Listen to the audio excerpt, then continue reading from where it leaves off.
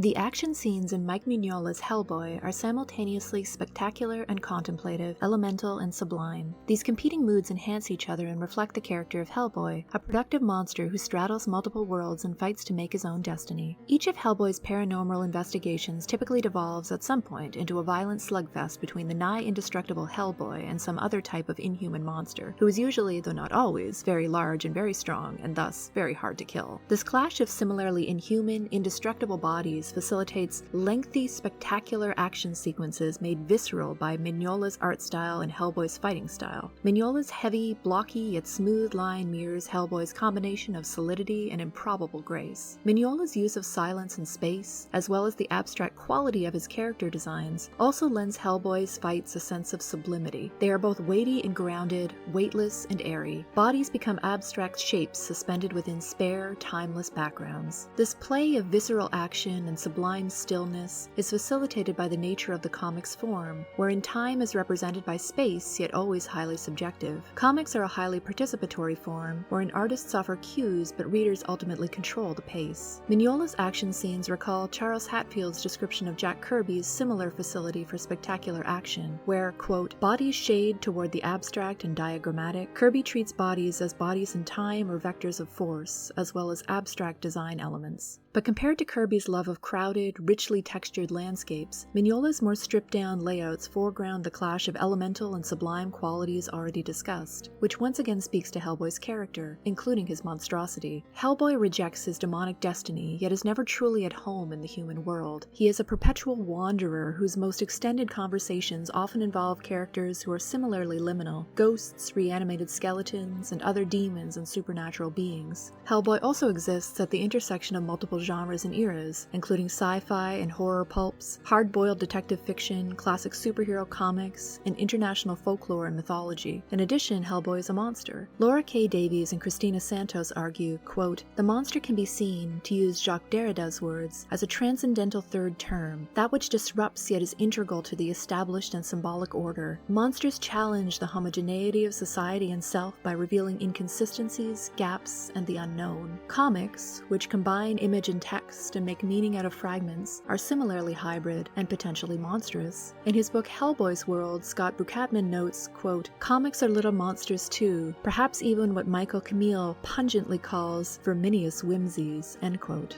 Ultimately, the spectacular, sublime fights in Mignola's Hellboy illustrate the sometimes deceptive complexity of the comic's form, wherein silence speaks loudly, bodies are ideas, and punch-ups can be deeply nuanced character studies, all while looking really darn cool.